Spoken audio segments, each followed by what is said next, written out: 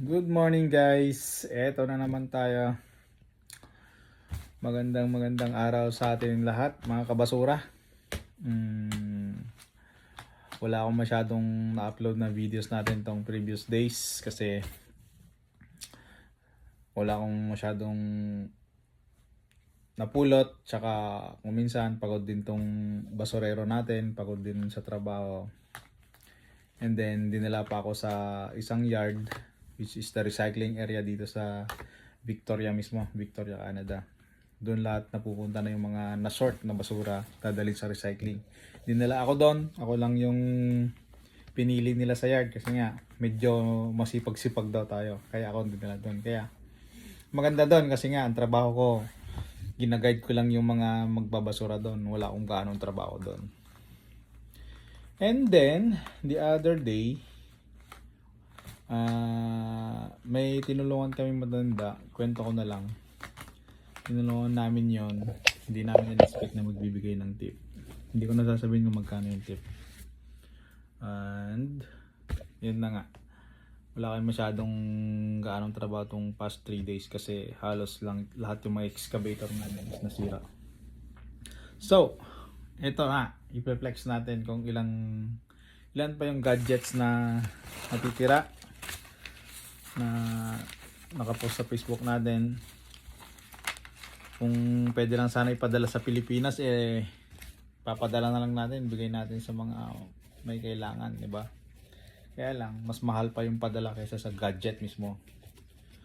Ito na.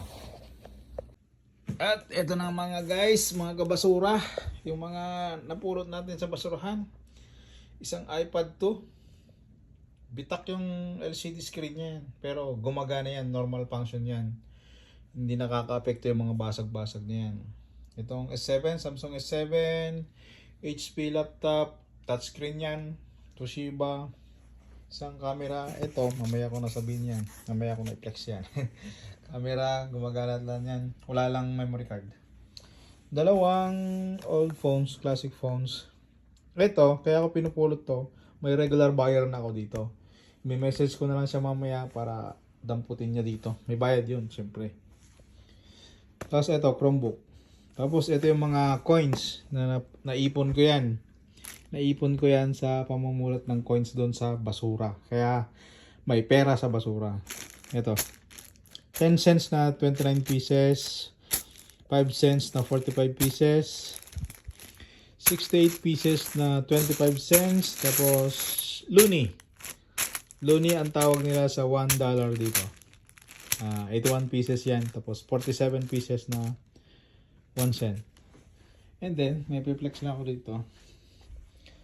Itong electric scooter. Yan. Napulot ng katrabaho ko yan. Binili ko sa kanya ng 50. Bagong-bago yan kasi may charger pa nakasama. Dalawa na kasi ang ganyan niya. Kaya ginusto niya na yung $50 kasi kasama naman niya na akong nakapulot. And then yung bola. Last week, nakabenta kasi ako ng bola na ganyan. Pero molten na original. Gagamitin ko sana yan. Kaya lang, lilipat naman kami ng working area. Kaya binenta ko, sinubukan kong binenta. May kababayan tayong bumili. Ang post ko dyan sa bola dati, $15, pero binigyan niya ako ng 20. Kaya nung nakita ko yan, kinuha ko ulit and then pinost sa marketplace ng 25. Siyempre, tatawad naman yung mga yun eh. Eto, reflex natin yung mga paper bills. Ayan. Yan o, Bangko Sentral de Costa Rica. Tapos, Singapore. Yan, Singapore. Tapos, may mga pera ng Central of Barbados yan. Hindi ko alam yan kung saan yan. Pera ng Vietnam. Ito, mga pera ng Vietnam yan. Iniipon ko yan. Collection ko yung mga yan. Napulot ko lahat lang yan sa basura. Sabi ko nga, may pera sa basura eh. And then, eto. Yan. Nasiyahan ako dyan. Nainggit yung mga kasamaan ko dyan nung napulot ko yan. US dollar na $5. Then, oops, di ba? Sa mga nakaabot ng paper bill na to sa Pinas, 5 pesos. Oh, malaking pera na to dati. Mahirap nang humingi dati nito. Tapos, meron pa tayong yan. Dalawang iPad Classic, isang touch iPad, iPad Touch, iPad Classic, tablet na may keyboard, RCA tablet, Viking Pro, then MacBook, isang MacBook. Tapos hindi ko na-flex yung alahas na napulot ko na at saka cellphone na iPhone kasi papadala ko sa anak ko yon. Ito na lang. I-flex ko, gamit ko. Isang silver. Silver yung lock pero yung nakasulat dito is 50 STG. Hindi ko alam kung 50% sterling silver o hindi ko alam. Wala akong idea sa jewelry. Sa gadget lang tayo medyo may alam. At ayun nga guys, mga kabasura. Titignan natin ulit sa mga susunod na araw kasi ngayon 3 days ang day off ko.